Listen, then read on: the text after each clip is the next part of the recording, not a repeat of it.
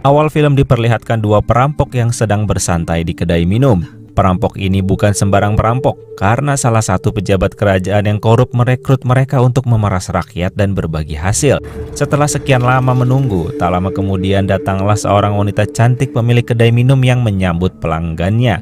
Tapi ternyata ia sudah memiliki anak yang senang bersembunyi mengejutkan orang. Sampai sini kedua perampok masih belum merasa aneh. Kemudian wanita itu pun memperkenalkan suaminya yang berbadan cebol sekaligus terlihat lemah. Ketua perampok pun semakin bernafsu dan menyuruh asistennya untuk membunuh si suami. Tapi justru nasib sial datang. Si anak yang sangat marah ternyata adalah seekor siluman laba-laba yang dapat berubah wujud menjadi manusia.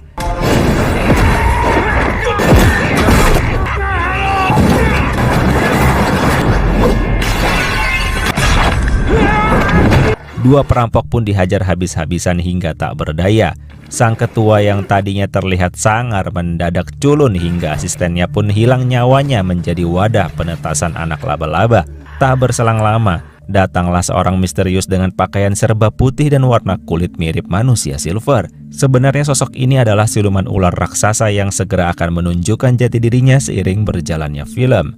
Nah, manusia silver ini memegang benda pusaka yang berisi inti kekuatan Raja Siluman yang masih bisa diselamatkan setelah kalah bertarung dengan ketua perguruan Wu Yin yang dikenal paling sakti sejak dahulu. Namun rumornya, sang ketua terluka parah dan menghilang begitu saja. So, dengan demikian inti Raja Siluman pun dilepaskan hingga merasuki pikiran, jiwa, dan raga si ketua perampok yang seperti telah diketahui diam-diam bekerja sama dengan salah satu pejabat korup di kerajaan. Hari pun berlalu dan terlihat seorang pria bernama Zotong sedang menyelamatkan wanita bernama Xiaoli dari penindasan yang dilakukan oleh Wu Ji yang merupakan anak si pejabat korup. Sedangkan Zotong adalah anak dari gubernur di kota tersebut, namun ia memiliki hati yang baik dan tak menyukai penindasan. Wu Ji pun takut pada Zotong dan menerima hukumannya. Xiaoli yang mengaku sebatang kara pun langsung mengikuti Zotong kemanapun pergi dan memanggilnya dengan sebutan bos. Singkat waktu, Zotong yang sedang bersantai tiba-tiba didatangi oleh Wu Ji sambil membawa hadiah sebagai permintaan maafnya karena secara jabatan, ayahnya Zotong tentu lebih tinggi daripada ayahnya Wu Ji. Awalnya Zotong menolak, tapi Wu Ji berkata bahwa di dalamnya ada pahatan patung kuno yang sangat berharga dan langka. Melihat Wu Ji terus memaksa, akhirnya Zotong pun menerimanya. Keesokan harinya, saat Zotong baru pulang dari sebuah misi penyamaran, tiba-tiba terjadi keributan di istana ayahnya. Karena sang ayah dituduh mencuri kristal berharga milik kaisar hingga utusan kaisar pun datang untuk melakukan pengecekan. Dan benar saja, setelah istana digeledah, ternyata kristal curian itu berada di dalam patung hadiah dari Wu Ji yang sebelumnya diberikan pada Zotong. Singkatnya, Wu Ji sejak awal memang berniat untuk memfitnah Zotong sekaligus menjadikannya kesempatan itu agar ayahnya dapat menggantikan posisi gubernur yang sebelumnya dimiliki oleh ayahnya Zotong. Utusan kaisar pun marah melihat barang curian tersebut hingga memutuskan untuk memenjarakan ayahnya Zotong sambil menunggu untuk dieksekusi hukuman penggal. Saat itu juga ayahnya Wu Ji resmi diangkat menjadi gubernur, sedangkan Zotong sendiri langsung digebuki hingga babak belur dan saat ingin dibacok, tiba-tiba Zotong menghilang begitu saja.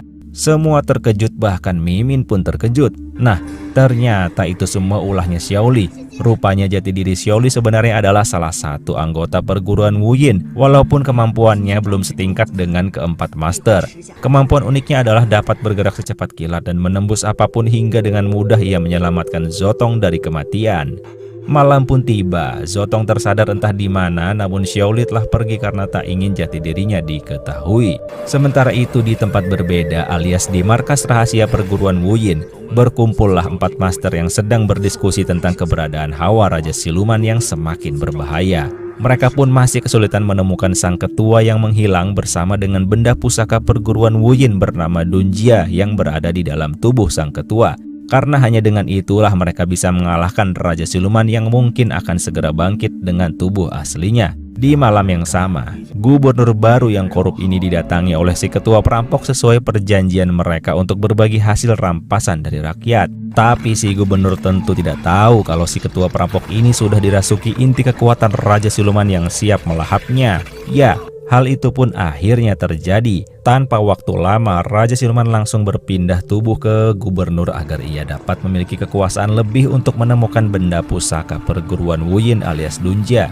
Karena siapapun yang mendapatkannya maka akan mampu menguasai 4 aliran kungfu terkuat yang akan disatukan dengan kekuatan kegelapan sang Raja Siluman.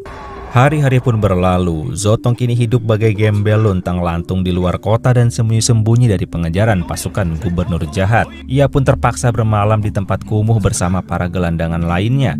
Di sana ia melihat seorang gelandangan tua yang dijauhi karena terlihat sekarat. Zotong yang baik hati memberinya minum lalu menggotongnya ke dekat perapian agar lebih hangat. Namun tak lama kemudian yang terjadi di luar dugaan. Gelandangan tersebut berubah menjadi batu hingga musnah. Lalu tiba-tiba di belakangnya muncul kakek berjubah putih memberi Zotong sebuah benda pusaka. Ya, itu adalah Dunjia. Dan artinya kakek tua tersebut adalah ketua perguruan Wu Yin yang menghilang. Sebelum si ketua meninggal menuju kayangan, sang ketua pun menjelaskan sebuah filosofi yang pada intinya Dunjia ini adalah sumber dari seluruh elemen kungfu dari perguruan Wu Yin. Siapa yang bisa memanfaatkannya, maka ia akan menjadi yang terkuat. Setelah itu kakek tua menghilang dan Zotong tersadar dalam keadaan melayang. Saat ia hampir jatuh, di situ tanpa sadar ia sudah mewarisi kekuatan legendaris hingga di sekitarnya pun nampak di luar akal sehat. Namun tentu Zotong belum terlatih untuk memanfaatkan ilmu tersebut hingga akhirnya ia tersungkur di kolong sebuah patung. Keesokan harinya di ibu kota, Raja Siluman berkedok gubernur sedang mengadakan upacara pemenggalan ayahnya Zotong. Untungnya Zotong tepat waktu kembali ke ibu kota untuk menolong sang ayah yang hampir saja terpenggal. Ia pun bertarung bermodalkan nekat walaupun belum bisa memanfaatkan kekuatan Dunjia dengan maksimal.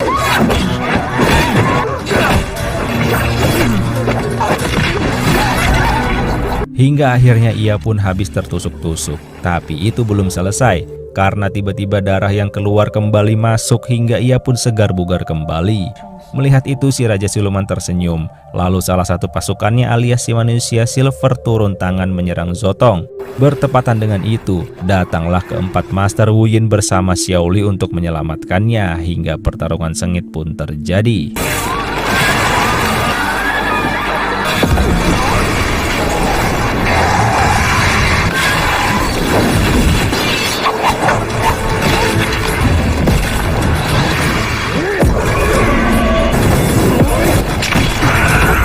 Namun di tengah pertarungan, Raja Siluman mulai turun tangan saat yakin bahwa di dalam tubuh Zotong terdapat Dunjia yang selama ini dicarinya. Para master pun membawa pergi Zotong sementara Zotong melihat ayahnya dihabisi oleh Raja Siluman tepat di depan matanya.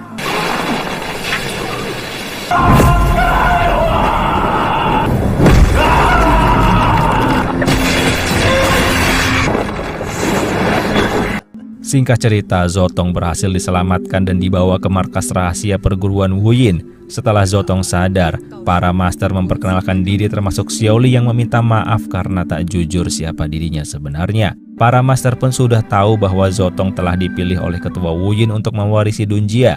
Mereka pun langsung memberi tawaran pada Zotong untuk melatihnya demi melenyapkan Raja Siluman. Tentunya Zotong tanpa ragu menerima dan mengakui mereka sebagai guru. Hingga keesokan harinya pelatihan pun dimulai.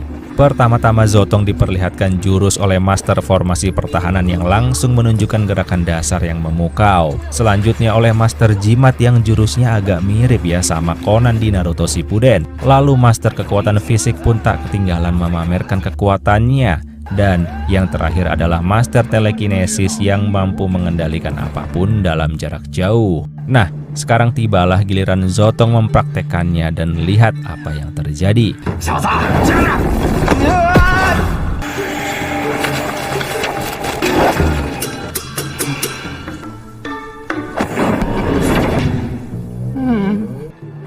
Ya, melihat Zotong tak berbakat, para master sempat meragukan keputusan ketua Wu Yin yang sebenarnya memilih Zotong karena kemuliaan hatinya. Hari demi hari berlalu dan Zotong terus melanjutkan pelatihan semampunya. Hingga tiba saat di mana malam itu hujan cukup deras. Zotong tanpa sadar telah berhasil menjalani pelatihannya dengan sempurna. Saat itu ia bahkan mampu menghentikan aliran hujan tanpa susah payah. Nah, keesokan paginya pun ia langsung mendemokan hasil latihannya pada para master.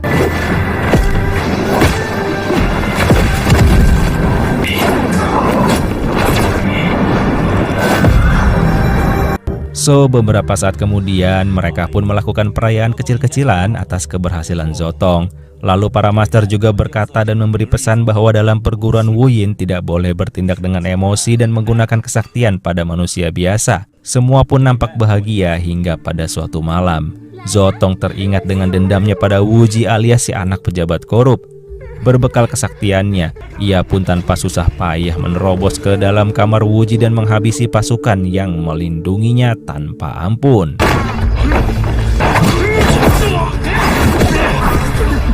Wu Ji pun dihabisi tanpa bersusah payah. Nah, saat ia keluar, disitulah rupanya Raja Siluman menyambut kedatangan Zotong.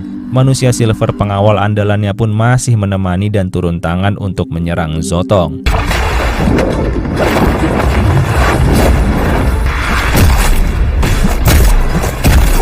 Namun, tentu saat ini manusia silver sudah bukan tandingan dari Zotong hingga dengan mudah ia menghabisinya tanpa ampun.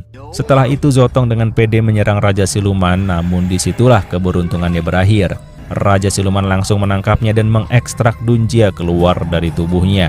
Seketika Dunjia telah menyatu dengan Raja Siluman dan saat ingin membunuh Zotong. Hal menyedihkan dan tak terduga terjadi. Ya, Xiao Li datang menjadi perisai hingga terluka parah. Dalam hitungan detik, Zotong sedih dan langsung mengeluarkan jurus kabur tingkat tinggi hingga lolos dari Raja Siluman. Sambil berlari secepatnya, Zotong terus merasa bersalah karena keegoisannya dan melanggar aturan perguruan hingga Xiao Li pun harus meninggal dalam gendongannya. Sesampainya di markas rahasia, semua master hanya bisa bersedih dan tak percaya dengan kelakuan Zotong. Sementara di saat yang sama, Raja Siluman langsung ke sebuah makam kuno di mana tubuh aslinya tersegel yang tak lain adalah naga kabut kegelapan berintan merah. Di markas Wu Yin, para master merasakan bahwa segel akan terbuka. Mereka pun segera berangkat namun tidak dengan Zotong. Karena salah satu master melarangnya sebelum Zotong bisa memahami kalau kekuatan besar dalam dirinya bukan untuk kepentingan pribadi seperti balas dendam dan sebagainya. Karena sekarang justru masalah jadi semakin besar dan membahayakan nyawa penduduk. Dengan demikian Zotong dilumpuhkan hingga tak bisa bergerak dengan jimat terkuat dari salah satu master. Dan yang ditakutkan pun mulai terjadi. Penduduk ibu kota mulai dilahap oleh aura iblis sang Raja Siluman.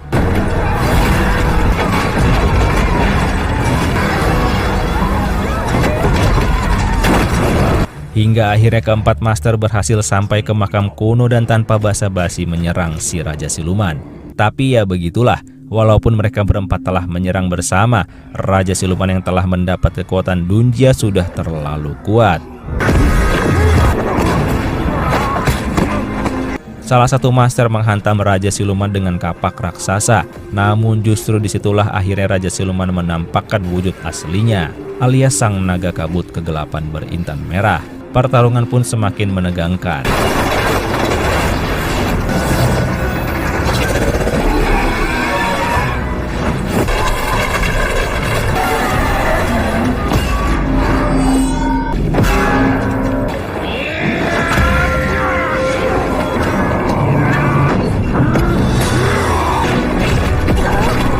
Mereka pun semakin terpojok dan saat hampir dilahap oleh sang Raja Siluman, tiba-tiba datang bola api yang dengan cepat membuat musuh terkuat mundur dan para master terpental. Ya, itulah Zotong yang langsung mengamankan guru-gurunya. Pada akhirnya Zotong telah datang dan mengetahui hakikat dari kekuatannya dan kini hatinya telah damai menerima kenyataan. Oleh sebab itu, bekas-bekas kekuatan Dunjia yang sempat bersemayam dalam dirinya kembali terlahir dan menjadi lebih kuat dari sebelumnya. So, dengan demikian, pertarungan antara Zotong yang telah mencapai ranah tertinggi melawan Raja Siluman pun dimulai.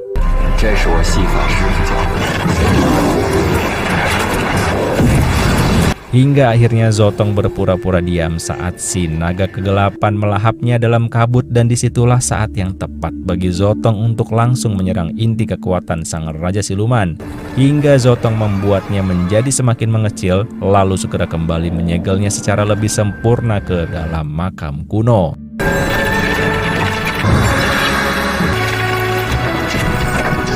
Setelah selesai, ia pun kembali meminta maaf dan berterima kasih pada keempat master yang telah menempa dirinya secara jiwa raga. Dan singkat cerita, Ibu kota kembali damai dan Zotong kembali dengan rutinitasnya. Tapi seketika ia dikejutkan dengan kedatangan salah satu master yang butuh bantuannya untuk melawan siluman kuat di muara sungai. Ia pun tersenyum dan segera berangkat hingga tiba-tiba film pun berakhir.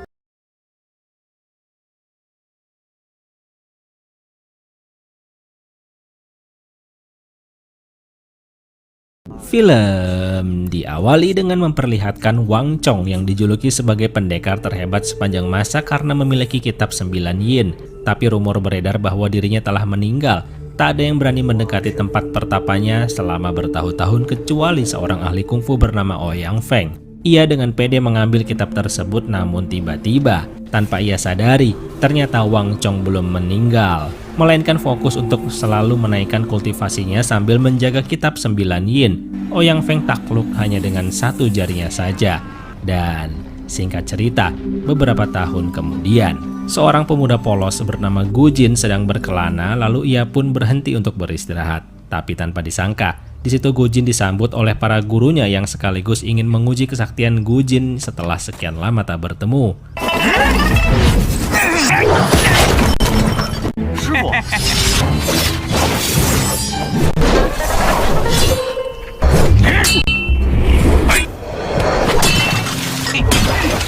Hingga guru besarnya pun datang sambil mengingatkan bahwa saat ini dunia persilatan sangat berbahaya, yang membuat para guru berkumpul untuk menyelidiki hal tersebut karena diduga kuat hilangnya anak-anak belakangan ini secara misterius berkaitan dengan keberadaan Ouyang Feng dan para anggotanya di perguruan Baitou. Sebagai informasi, Ouyang Feng ini sangat terkenal dengan sebutan si racun barat, yang mana dirinya sangat tak tertandingi di dunia peracunan. Nah, Gu Jin pun kembali melanjutkan perjalanan setelah berpisah dengan guru-gurunya hingga sampailah di sebuah restoran. Yang mengejutkan, tiba-tiba seorang pengemis masuk entah dari mana minta ditraktir oleh Gu Jin tanpa peduli pelayan yang memarahinya. Gu Jin sebagai pemuda polos dan baik hati pun mentraktir sambil menyuruh pelayan memberi pengemis tua tersebut arak sesuai permintaannya. Kejutan belum selesai. Dua wanita dari perguruan Baitou datang ke restoran dan salah satunya menggoda Gu Jin yang terlihat seperti orang baru. Gu Jin yang polos dan pikiran yang bersih tak tergoda, namun justru si wanita berniat ingin menghabisi Gu Jin karena tak tertarik padanya. Saat itu pula datanglah wanita lusuh bernama Rong Er yang hanya dengan koin mampu membengkokkan kuku besi milik musuh. Melihat kondisi tak berpihak pada mereka, kedua pembuat onar pun pergi begitu saja. Beberapa waktu kemudian setelah selesai makan, mereka dikejutkan oleh kepanikan di mana dua wanita perguruan Gunung Baitou mulai beraksi mengambil bayi untuk dijadikan tumbal kesaktian perguruan Baitou. Gu Jin pun ikut mengejar ke sana kemari hingga akhirnya memojokkan salah satunya, yang ternyata itu hanyalah jebakan karena membawa keranjang kosong. So dengan demikian, bayi yang asli berhasil dibawa ke Gunung Baitou untuk ditumbalkan. Gu Jin akhirnya bekerja sama dengan Rong Er yang ternyata mengetahui informasi bahwa malam ini akan ada pertemuan setahun sekali yang rutin diadakan perguruan Baitou di markasnya. Oleh karena itu, tanpa waktu lama, malam itu pun mereka menyelinap dan menyamar sebagai tamu undangan. Gu Jin dan Rong Er pun memulai aksinya menuju lokasi yang mereka curigai. Dan benar saja, setelah kesana kemari akhirnya mereka melihat ritual penumbalan lalu menggagalkannya hingga yang disantap Dewa Ular Iblis adalah anggota Baitou sendiri. Setelah memutar otak dan berjuang, akhirnya mereka berdua berhasil menumbangkan ular iblis tersebut dengan menusuk matanya lalu pergi secepatnya.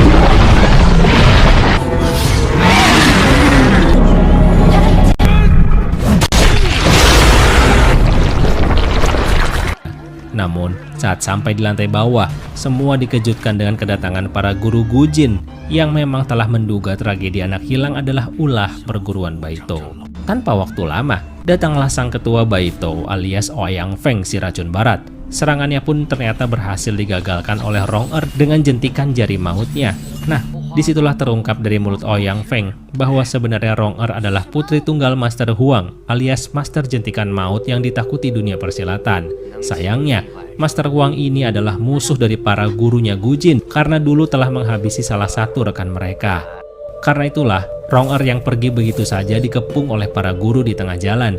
Gu Jin yang polos dan baik hati hanya bisa memohon agar para guru mengampuni Rong Er yang telah membantunya dan juga menyelamatkan guru dari serangan Ouyang Feng sebelumnya. Gu Jin tak peduli kalau Rong Er adalah anak dari musuh bebuyutan para guru. Saat itu, semua guru marah pada Gu Jin tapi tidak dengan sang guru besar. Ia terlampau menyayangi Gujin hingga memutuskan untuk meninggalkannya bersama Rong-er sambil berharap Gujin menyadari kesalahannya. Malam pun semakin larut. Rong-er akhirnya mengungkap siapa ia sebenarnya dan juga memberitahu Gujin bahwa ketua perguruan Baito dan anak laki-lakinya memiliki ilmu bela diri tingkat tinggi. Jadi kalau Gujin nekat ke sana seorang diri, maka hanya akan sia-sia saja. Nah, saat sedang bersiap untuk makan, tiba-tiba datang sosok yang dengan cepat mengambil ayam mereka. Ternyata Rong-er sangat kenal bahwa orang itu adalah pengemis utara yang legendaris bernama Qigong yang memiliki jurus terkuat dalam dunia persilatan, yaitu tapak 18 naga utara. Setelah bernegosiasi alot dengan Master Qigong, akhirnya dimulailah latihan jurus tapak naga utara, sementara Rong-er setiap hari selalu menyediakan makanan enak untuk Qigong.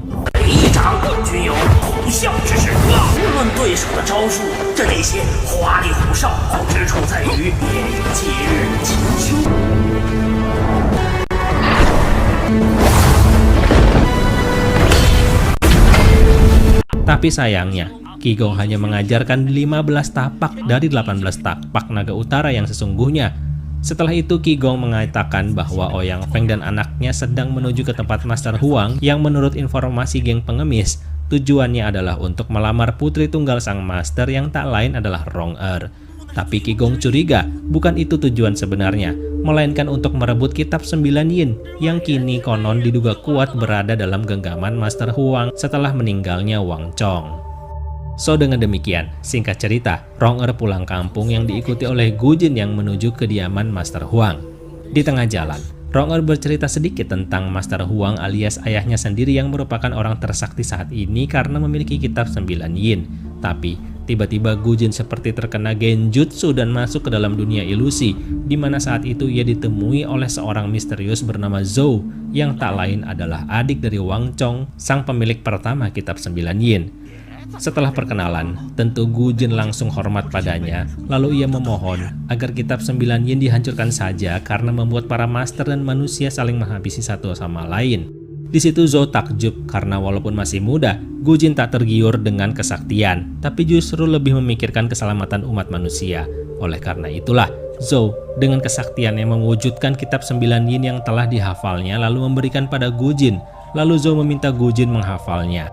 Beberapa hari berlalu dalam dunia ilusi, sementara dalam dunia nyata, Rong-er sudah di kediaman ayahnya sambil pasrah karena tiba-tiba kehilangan Gujin yang masuk dalam dunia ilusi.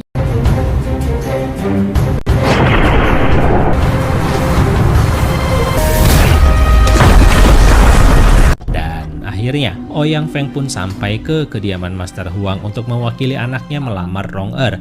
Tapi seperti yang sudah diduga, Rong-er memperlihatkan sikap tak setuju dengan keras karena telah mengetahui niat Ouyang Feng sebenarnya.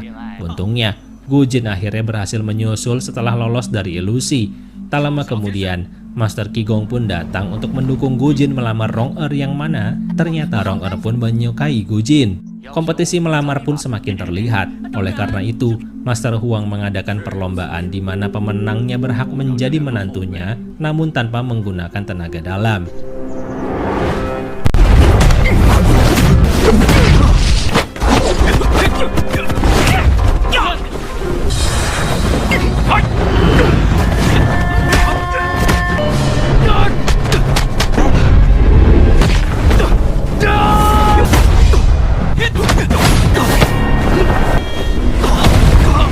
Akhirnya babak pertama dimenangkan oleh Gujin.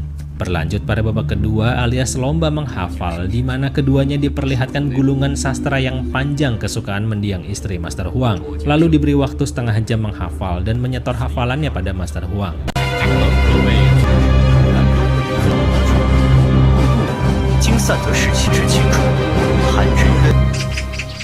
Saat itu jelas, Gujin mampu memenangkannya karena kebersihan hatinya memudahkan hafalan. Dan juga ia telah berlatih menghafal kitab 9 yin dalam dunia ilusi.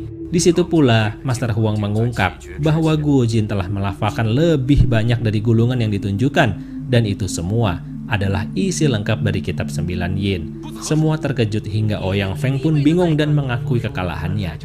Tapi Ouyang Feng tentu mundur dengan sebuah rencana jahat. Iya, Ouyang Feng pun segera mengeksekusi rencana jahatnya setelah mengetahui dari informasi anggotanya yang telah menyebar bahwa guru-gurunya Gujin akan menuju ke kediaman Master Huang. Nah, di tengah jalan, di pulau yang sudah masuk dalam wilayah kekuasaan Master Huang, Ouyang Feng seorang diri mencegat dan menghabisi mereka karena ternyata ilmu bela dirinya jauh lebih sakti dari para gurunya Gujin.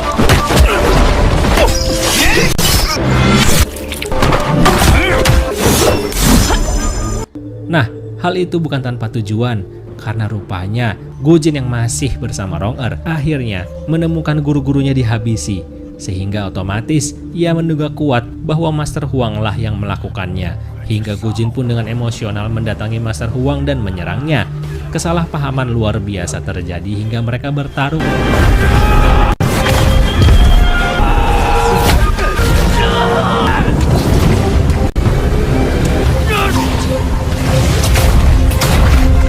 Dan saat Gujin hampir dihabisi, tiba-tiba Ouyang Feng datang menyelamatkannya, tapi bukan karena baik hati, karena Ouyang Feng ingin menyalin kitab 9 yin yang telah dihafal Gujin.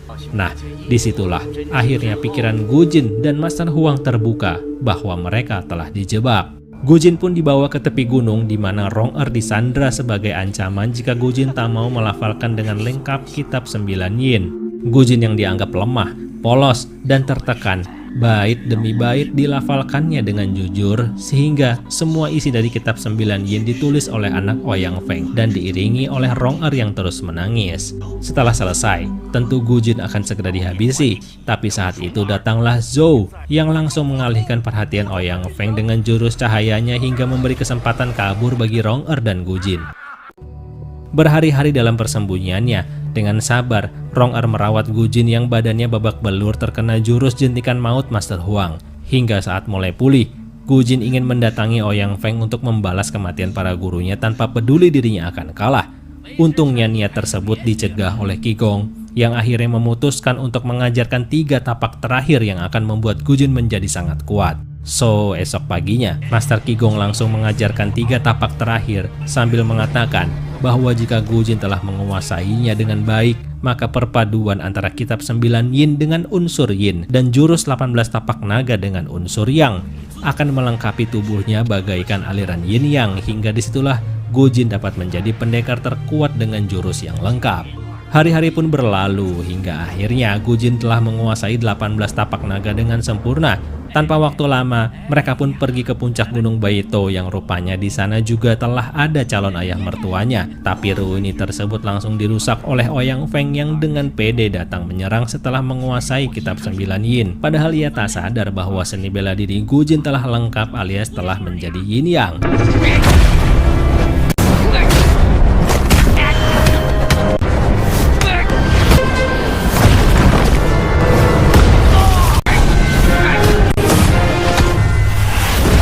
Ouyang Feng pun ngamuk setelah tak berhasil menghabisi Gujin.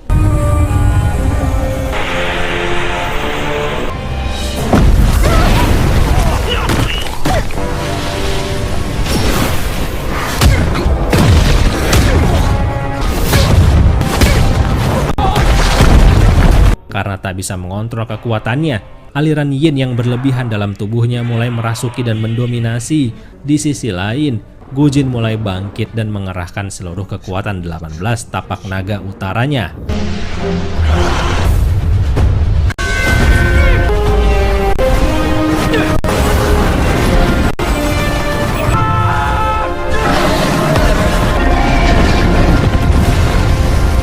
So, dengan demikian, semua kegelapan telah berakhir. Gujin resmi menjadi pendekar terkuat di dunia saat itu, lalu menikahi Rong-er dan hidup bahagia bersama selamanya. Namun saat itu tentu saja film pun berakhir.